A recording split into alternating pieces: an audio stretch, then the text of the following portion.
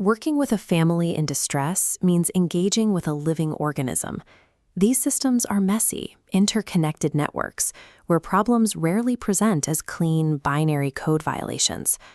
Modern clinical training, however, often focuses on the mechanics of a machine.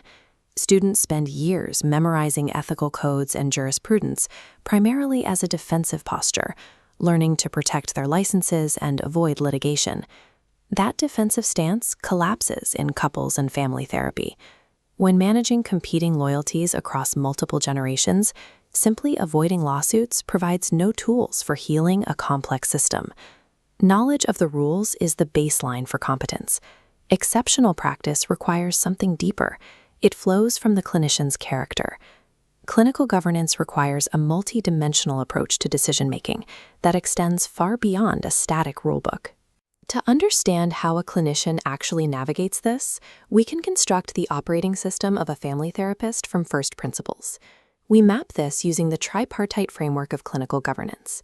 A foundation of legality supports a flexible matrix of principle ethics and an adaptive network of virtue ethics at the apex. We will build this sequentially, moving from external rules to the internal moral compass. This structure is interdependent. Clinical virtue requires a legal foundation, and a legal foundation requires ethics to become professional practice.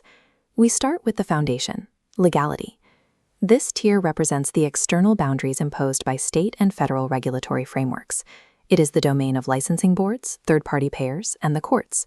These regulations establish the minimal competence required to safeguard the public from harm. However, they do not measure clinical excellence. The law dictates the hard parameters of the profession. It defines the standards for advertising, mandates record-keeping protocols, and enforces disciplinary procedures.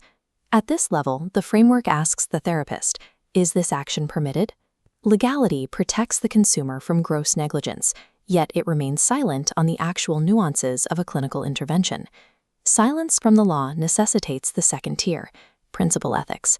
This domain consists of professional codes and pre-existing obligations enforced by organizations like the American Counseling Association or the AAMFT. Principle ethics outline clear boundaries. They mandate that professionals avoid dual relationships and operate strictly within the areas of their qualified training. The core tenets of these codes, beneficence, non-maleficence, justice, and autonomy, stem from classical Western philosophy.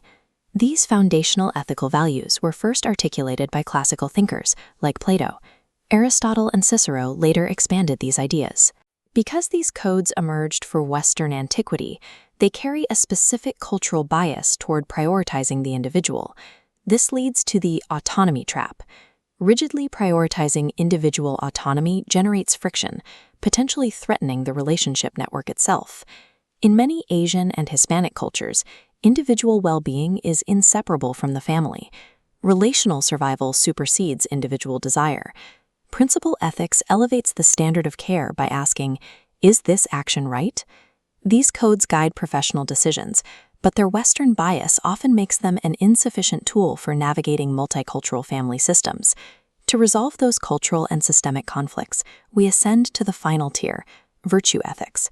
Virtue ethics represents the clinician's internal moral foundation rather than a set of rules. Operating at this level requires ongoing self-reflection and the active daily practice of cultural humility. Beyond the therapist's internal character, a virtuous practitioner evaluates the ethics of the family system itself. Psychiatrist Ivan Bazarmeni-Nagy identified invisible loyalties, the unspoken intergenerational debts that constrain how family members behave toward one another. The clinician must determine whether the family's internal obligations of fidelity and trustworthiness are just, balanced, and equitable. At the apex of the framework, virtue ethics asks, is this action good? When the law is silent and codes conflict, virtue ethics provides the navigation for the gray areas of clinical practice. These three domains operate simultaneously in real-time practice. They are interdependent. Virtue without legal grounding is a liability. Legal compliance without relational virtue is a hollow exercise. Legality protects the consumer. Principle ethics guide the profession, and virtue ethics sustain systemic attunement. This creates a dynamically balanced system, functioning under the care of an integrated practitioner. Ethical practice in family therapy demands a lifelong, active commitment to character and relational accountability that remains relevant long after the initial licensure exams.